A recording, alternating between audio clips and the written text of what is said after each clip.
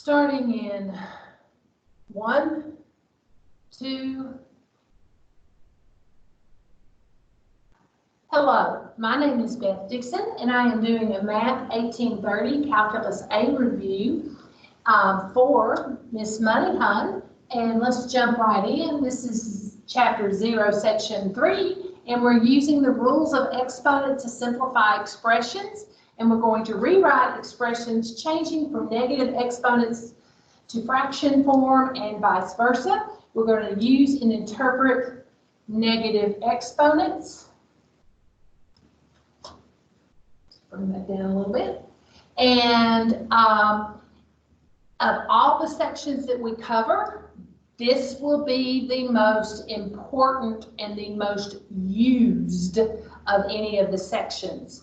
The previous two sections will be very helpful in writing your answers and checking your answers.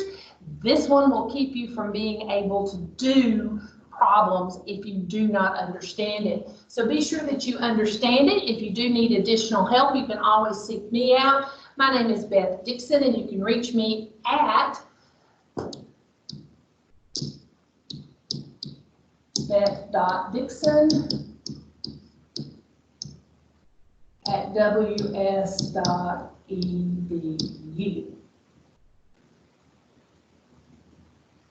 How do I delete that?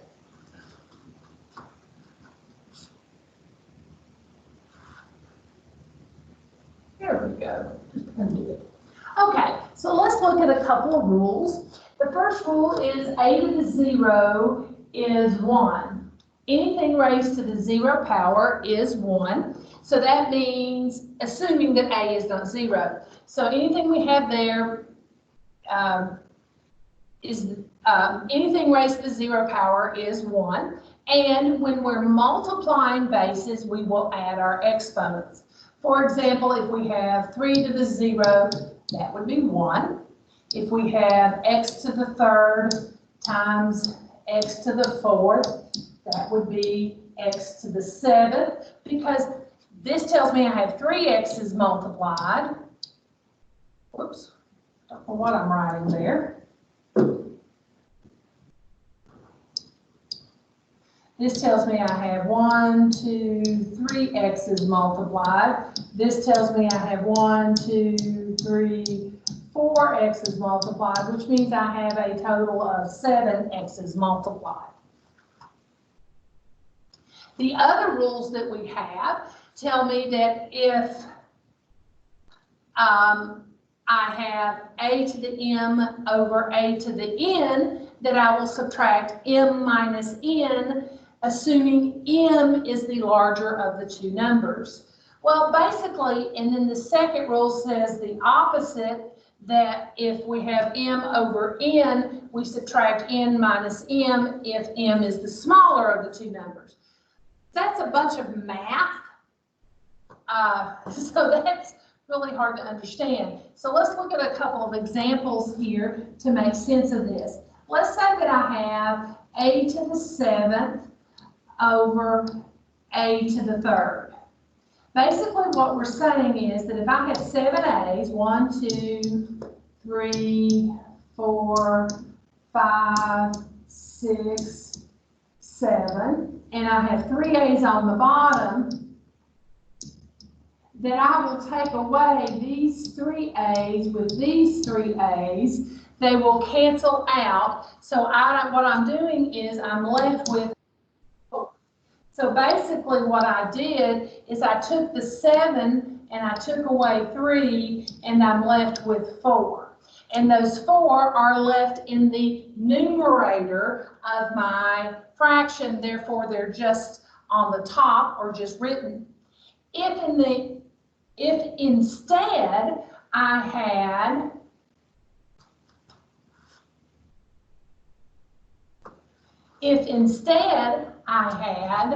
the a to the 7th and a to the 3rd, I'm trying to decide if I want, I'm going to do it with the same. If instead I had a to the 3rd on top and a to the 7 on bottom, that would leave me 3 a's on top and 7 a's, 1, 2, 3, 4, 5, 6, 7 on the bottom. And so what would that do? Well, I would still divide out in these two. I divide these two out, divide those two out. Dividing by itself gives me 1.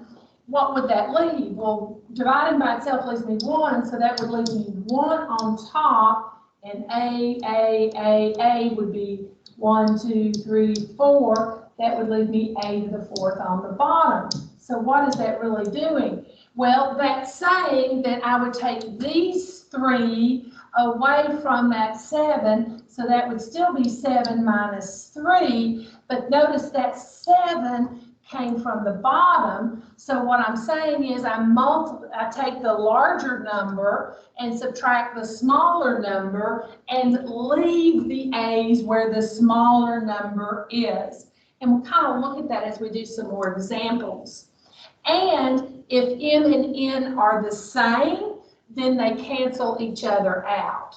And I don't know what I just did there, so let me hit the undo button. And if they're the same value, that means M minus N is 0, and I get a 1 because they divide each other out. Okay, then we have our power rules. If I have a power to a power, I multiply. So if I had a to the 3rd raised to the 7th, that would give me 7 sets of a to the 3rd. I would have a to the 3rd times a to the 3rd times a to the 3rd times a to the 3rd times a to the 3rd times a to the 3rd. 1, 2, 3, 4, 5, 6. Ooh, I can't count.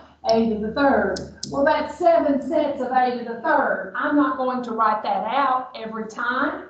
So that would give me a 3, 6, 9, 12, 15, 18, 21. And that would be too hard to do to get it back to a multiplication. So what's the shortcut? Well, 7 sets of 3 are 21. I can just multiply. And so we will multiply each time. The other thing that works is in this second example, which I can bring up a little bit here. Let's say I had a, b to the 6th power. That would be the same. Oh, I'm not going to make it to the 6th power.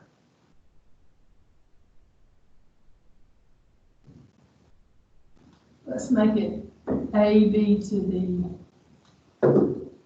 2nd power. That would be ab times ab, which would be a squared times b squared, which is the same as a squared b squared.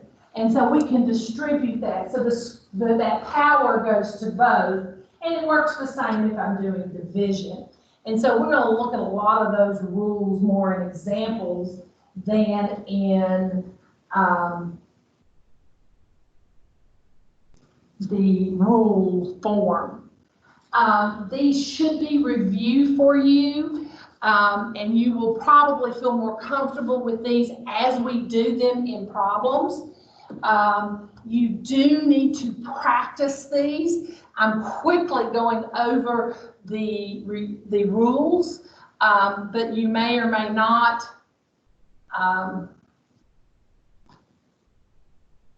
need to see these. Basically, the next one says that if you have the next 3 rules basically say if you have a negative exponent, that if they move from the numerator to the denominator or from the denominator to the numerator, it makes the sign change. And again, I'm going to wait till we get to some examples here because she has those examples later. She's just given you a set of the properties and the rules in some handouts for you to have. And if it is in a fraction form with a negative exponent, you can take the reciprocal of what's inside and make it a positive. So if I had 3/2 to the -4, that would be the same as 2/3 to the positive 4 power.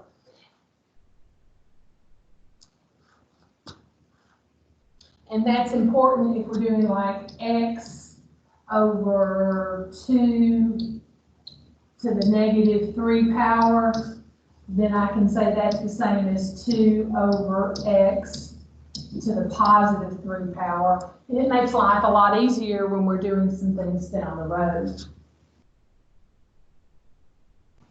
So let's do some problems that will help. Now, notice in most of these cases, the base needed to be the same. So let's look at the first problem. Our bases are the same. So what should we do? We're multiplying. So that tells us we need to add the exponent. We have a number of x's plus and times b number of x's. So this should be x to the a plus b. Even though it doesn't look simpler, it is what this problem is asking. When we have 3 to the 4th times 3 to the 3rd, notice the base does not change. We're not multiplying 3 times 3. We're telling us how many 3's we're multiplying. Here we're multiplying 4. Here we're multiplying 3. So we have multiplied a total of 7 of these 3's. And this will be much more than 9, but we're not multiplying 9's, we're multiplying 3's. Okay, let's look at our next problem. When we do this problem, remember that we can look at this as 2x to the 3rd times 5x to the 4th. And we can rewrite that as 2 times 5 times x to the 3rd times x to the 4th. You probably won't need to do that, but I'm showing that for work here. 10x to the 7th. And if you don't need to review this part, you can go try some of those. If you do, keep watching. Okay, the next one, even though it has negative exponents, we're going to do the same. What do? We add the exponents because the base is the same. So that's 3 plus a negative 2. So that's going to be y equals 1, y to the 1st, or just y. Okay, the next one I have x over y to the a, so that just means everything gets raised to the a power, so that's x to the a, y to the a. The same thing here. This means we're going to get b squared over 3 squared, and so b squared over 3 squared would be b over 9. We should always simplify numbers like this, especially when they're small. If they get to be very large, then we can leave them in exponential form. When we're raising a power to a power, that means this exponent has x to the a as its base. So if I have x to the a, and that's the base for the exponent b, b gets multiplied by a. I have b sets of a, so that gives me x to the a times b, or b times a. I generally write it in alphabetical order. Next, I'm going to look at this one, and this one's a little easier to see because what I'm saying is I have 4 a squareds multiplied. I have a squared to the 4th power. That means if I wrote it out, I'd have a squared 4 times. So that means I have 4 sets of a squared. So that's 4 times 2, which is 8. 1, 2, 3, 4, 5, 6, 7, 8. 2 sets of 4. So that is a to the 8th power. And that works even when you have negative exponents. Negative 2 times 3 would be negative 6, so this would be a to the negative 6.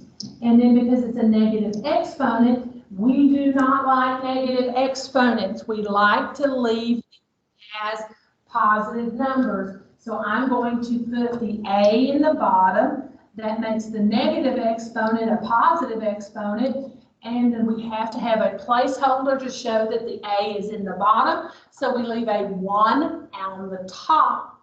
What does that mean? It means it's now a positive exponent, and the answer is 1 over A6. I kind of like to think of it as the negative exponent. The negative is unhappy, it has a negative attitude, and if I change where it's located, from the top to the bottom, it moves apartments, it moves campsites. I like to say campsites because then I can say now it's a happy camper, and it's moved places, it's moved, it now has a positive attitude or a positive exponent. You know, it makes no math sense, but just because it doesn't make math sense doesn't mean it doesn't help us to remember. Okay, next, we're just doing a simple division here, but we're showing the rule with different letters. So that means the X stays the same, and we subtract A minus B. Now this one, you know, you'll say, well, she had 3 different rules depending on whether the A or the B was larger. Well, in general, if you don't know, you just write it A minus B. It'll all come out in the wash. Yes, that's a nice Southern saying. So next we're going to do here, the 5 is the larger, so we're just going to go 5 minus 3, which gives me 2. But really what you want to think is 3 of these are going to cancel out 3 of those, and 3 from the 5 leaves 2, and that 2 would be left in the top. Really think about what that subtraction means. If you know what it means, it will help. And then think that through every time you do the problem. Don't remember and memorize algorithms without thought behind them. And then you have to practice that so that you don't forget it. Now, when I do problems of more complicated, I like to divide them into smaller bits. Because I can't eat an elephant all at once, but I can eat an elephant 1 bite at a time. I can't do a huge math problem by doing it all at once. I have to break it down into smaller steps. So for a problem like this, I would divide it into 2 problems. I would have 2 over 4, and then the y to the 3rd over y to the 7th. And I would look at it as 2 very separate problems, because I can handle the 2 over 4. It's a fraction. I can use my calculator. In this case, I probably don't need to because it's 2 4s. But if it was even more difficult than that for fractions, I can use my calculator because the numbers are separated out from the variables. You cannot put variables in our TI-83 and TI-84 calculators. So we're going to do this without that. But if I separate out the numbers, I can. In this case, 2 4 is a little simpler to simplify, and simplifies down to 1/2. Then I'm going to look at my y to the 3rd over y to the 7th, and again, I think about canceling. The 3 on the top are going to cancel out.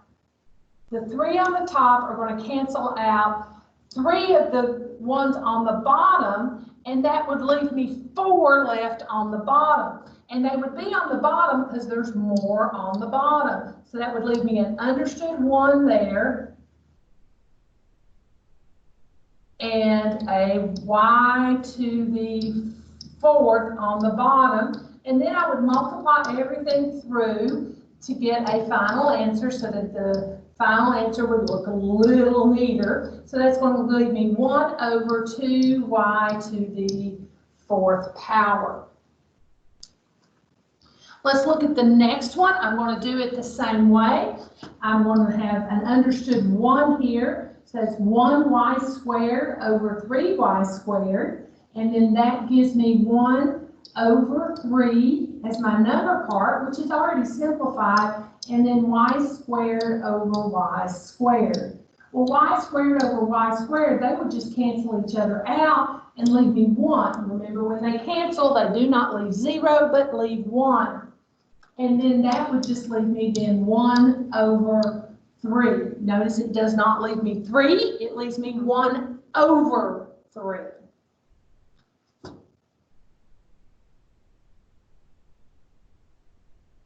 Okay, let's look at the next slide.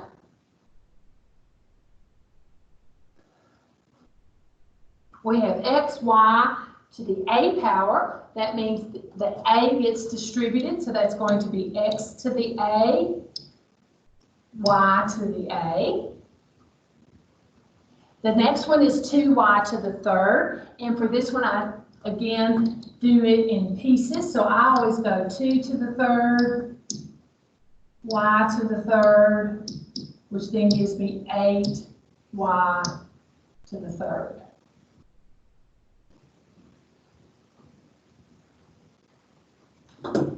And my 3 is in the wrong place, so I'm trying to fix that. So it should be 2y in parentheses to the third power. Okay, let's look at the next problem. The next problem, we have 3x squared, y to the negative 3, all in parentheses, squared. Again, when I do these problems, I try to break them down into smaller problems that I can do. So I take each piece inside the parentheses, and each of those pieces gets squared. So I get 3 squared, x squared squared, y to the negative 3 squared. Then I get 3 squared is 9, because that's 3 times 3. I don't overthink that. There, I can explain why it works a couple of different ways, but I'm not even going to try to explain that here. You should just understand that 3 squared is 9. Then x squared squared means I have 2 x squares, or 2 sets of 2, which gives me x to the 4th, and 2 sets of negative 3, which gives me y to the negative 6. We do not like negative exponents, so that's going to give me 9x to the 4th. Over, then the negative 6 is going to come to the bottom, which will be y to the positive 6. It's an unhappy camper, so we're going to move it, and when it moves to the bottom, it becomes a happy camper. So we end up with our answer being 9x to the 4th over y to the 6th power, and we're good to go on this problem.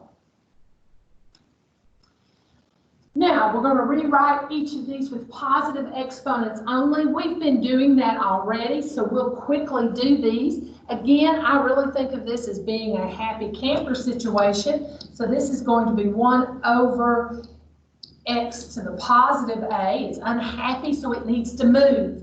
We have to have something to show that it's in the denominator, so there does need to be a 1 as a placeholder.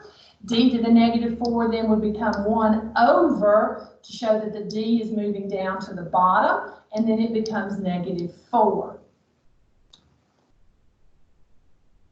1 over x to the negative a then becomes x to the positive a. Technically, yes, that would be over 1, but we really don't want to write the over 1. Same thing with the b to the negative 3, that b, and the 3 comes up to the top. Technically, the 1 that's there stays there, and we could write it over 1 to show that we've left the placeholder, but 1 divided by 1 leaves us 1. 1 times b to the third just leaves us b to the third. That's generally more work than we need to show. We can show that it moves up. Any number written by itself is assumed to be in the numerator or the top of our fraction. Therefore, we only need to write the 1s as placeholders to show that we've moved it to the denominator. Let's look at the next one. Let's be careful here, because which one is unhappy? The only part that needs to move is the one with the negative exponent. So this is the one with the negative exponent. Remember, a negative exponent does not carry over. No exponent carries over other than what it's right next to without the help of parentheses. So in this case, the 1/3 stays where it's at. The 1 over x to the negative 2, we can look at it that way because that's equivalent. And then we can say, well, that x to the negative 2, that negative 2 needs to move to the top and become a positive 2. So we end up with x to the positive 2 on top. The 3 stays put because it has an understood exponent of 1. So its exponent is happy and it can stay where it's at. The same thing with 2y to the third. I'm not going through the explanation. The 2 is happy where it's at. That y to the -3 is a negative exponent. We're not happy with where it's at, so we're going to move it to another place and make a happy camper of it and me both, of me and you both, and your teacher, and make it y to the third. No, nobody else uses the term happy camper. I'm the only one. It's how I explain it. It's how I use, it's the terminology I use as a neat memory trick to remember not only to move them, but how they move.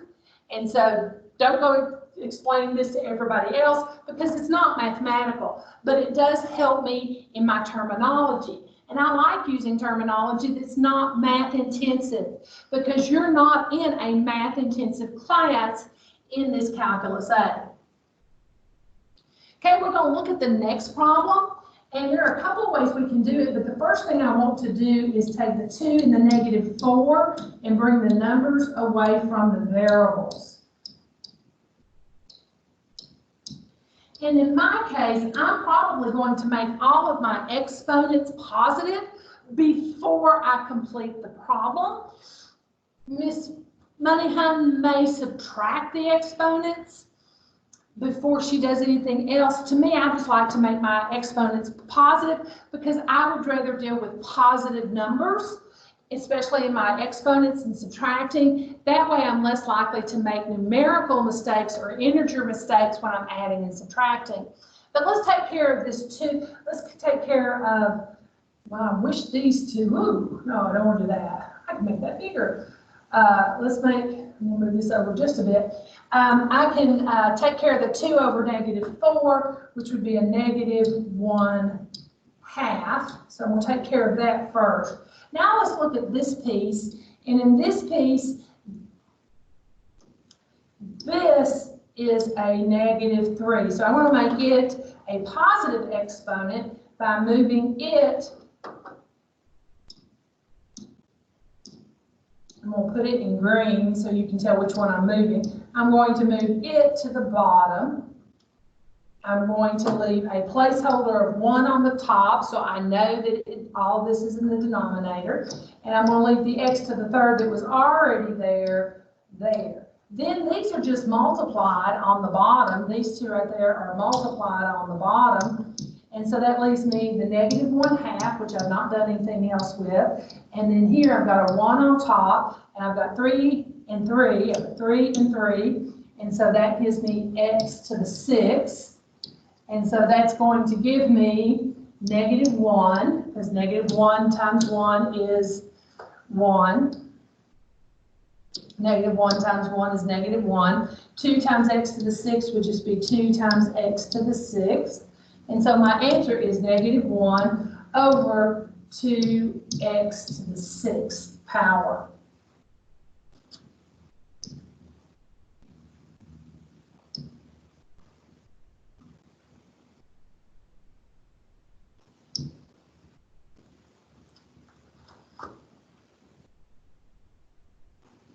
Let's look at the next one. I have -a over xy, so that means that I can do a couple things, and I can do this in any order. I'm going to do the negative because it's outside. I'm going to make it a positive a, and then make that y over x, and then distribute that to be y to the a, x to the a. So my final answer is y to the a over x to the a.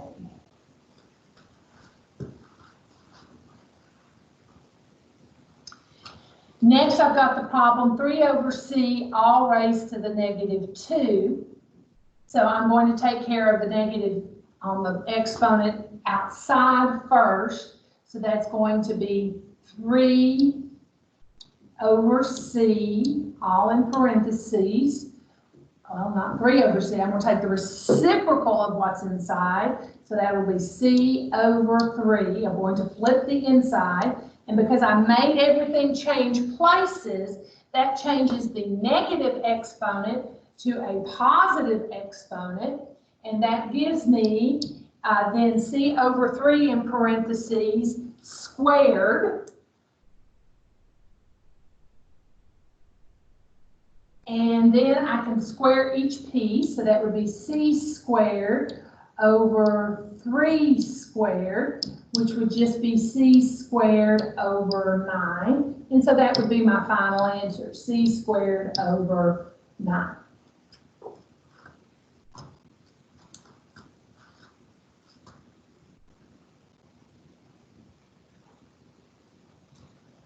Okay, let's look at the next example. I could distribute the -3 to each part, but because the negative on the outside is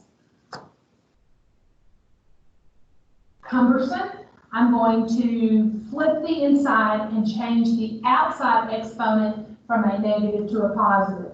In other words, it's saying the whole campsite is in a mess, so let's just change everybody's place. So the negative on the outside means we need to flip or take the reciprocal of the inside of the fraction.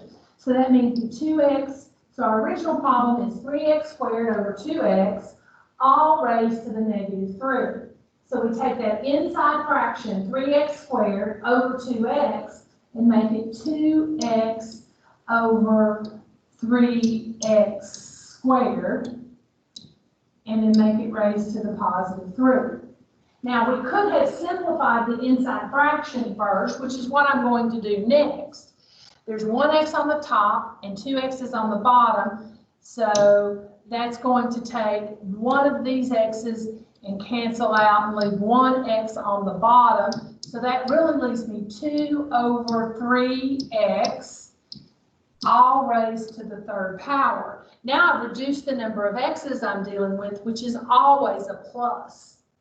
Next, we're going to raise everything to the 3rd power. So that's going to be 2 to the 3rd power over 3x to the 3rd power. And that gives me 2 to the 3rd power over 3 to the 3rd power x to the 3rd power. 2 to the 3rd power gives me 8. 3 to the 3rd power gives me 27. X to the 3rd power gives me 3. And so my final answer is 8 over 27 x to the 3rd.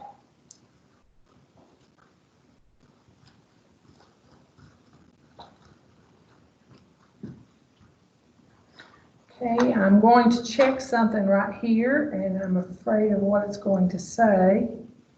No, we're doing good. Needed to check something really quick. Okay, let's do problem number 24, and it wants us to rewrite each of these with no variables in the denominator. Now that's a different concept. It didn't say we wanted to write these with negative or positive exponents, but with nothing in the denominator. So the directions for these are different than everything we've done before. So we need to kind of think through what it really wants. So first of all, I'm going to simplify it, which is 3 over 1 and x to the 3rd over x to the 5th. And so that 3 over 1 just becomes 3. And I'm going to leave it 3 over 1. And the 3 x's on the top cancel out from the bottom and take away 3, so that leaves me x squared, and that would be left on the bottom. So I could rewrite that as 3 over x squared. But it says it doesn't want variables in the denominator. So I need to move this variable out of the denominator. When I move it, the sign of the exponent changes. So 3 over x squared can be written as 3 over x to the -2. Now we can also do that. Conceptually, I like what I just did because it really shows me that I know what I'm doing, and I can kind of do that with less work than what I showed. But you can also do it by simply subtracting your exponents. The 3 over 1 is 3, and then you can subtract the top number minus the bottom number, and that's how you can get -2. That will keep you from having x's in your denominator. So whichever way makes best sense for you is the way that you want to do that. Let's look at the next one. The directions are the same. We do not want x's in the denominator. Again, I'm going to simplify first. This x would take away one of these x's and leave 2. So I'm left with 1 over 4x squared. But then I want to move that x to the top. So moving that x to the top gives me an x equals -2 over 4. Next problem I have is h to the x equals 2 over x to the 6. So this one I just need to move. There's no simplifying to do. So I just need to move that x in the bottom up to the top. The 2 stays put. Moving that x to the top makes that +6 into a -6. And you need to be able to go back and forth to the 2 over x to the 6 to 2x to the -6 to be able to do the calculus that we're going to teach you. So this is some of the important stuff. Let's look at problem number 27, page 27 of my presentation in the next example, which is y equals 1 over 4x to the 3rd. Remember that when you do this, that 4 is not affected, so that 4 is going to stay put. That x will come up with the 1 and become a -3. We tend not to write that 1, and that -3 would be on the top, or that x to the -3. So we would have x to the -3 over 4.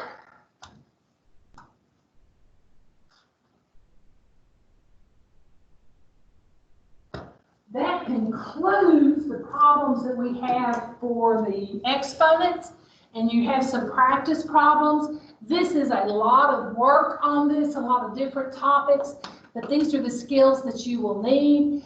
This and the next section are highly important. So the practice from the textbook on this would be page 19, problems 1 through 4, 9 through 18, 23 through 47 on, and 49 through 56. If you need additional help, feel free to contact me, beth.dixon@ws.edu, or Miss Moneyhun at her email or through eLearn. Thank you for watching.